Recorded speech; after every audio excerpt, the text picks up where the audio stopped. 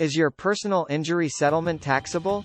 Embarking on the intricate journey of a personal injury lawsuit not only demands meticulous legal navigation but also warrants a deep understanding of the financial implications, particularly concerning taxation.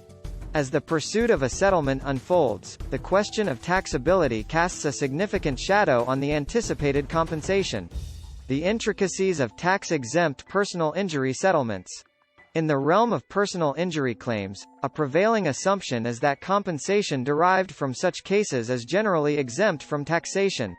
However, this exemption comes with a crucial caveat: the compensation must be intricately linked to a physical injury or illness. For instance, if a claim is lodged against an employer for exposure to a hazardous substance resulting in subsequent health issues, the entire compensation is shielded from taxation. This fundamental understanding forms the cornerstone for claimants seeking clarity on the tax implications of their settlements. Despite common misconceptions, the tax fate of a settlement is not contingent on the trajectory of the case, whether it concludes through a pre-trial settlement or results in a court verdict. The tax rules remain consistent, provided the compensation is associated with a demonstrable physical injury or illness. This underscores the importance of presenting a strong case that establishes the clear connection between the settlement and the incurred physical harm. Navigating exceptions and tackling taxable components.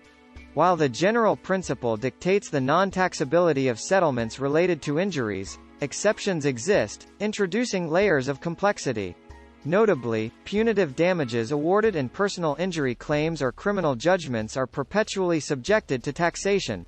Strategic separation of these damages during the verdict becomes paramount to delineate between taxable and non-taxable components. Moreover, if a claim revolves around a breach of contract leading to injury or illness, the resulting damages become susceptible to taxation. The often overlooked facet of interest on judgments adds another layer of taxable intricacy, accruing over the duration a case remains pending. Beyond physical injuries or illnesses, claims rooted in emotional distress present a distinct tax scenario. In instances where the claim lacks a tangible physical element, the entire settlement becomes a subject of taxation. This holds true for cases such as pure employment discrimination, where injuries are absent, bringing the settlement under the tax purview of local, state, and federal authorities. However, a strategic approach involves presenting evidence to prove the existence of any form of injury, thereby safeguarding the settlement from taxation.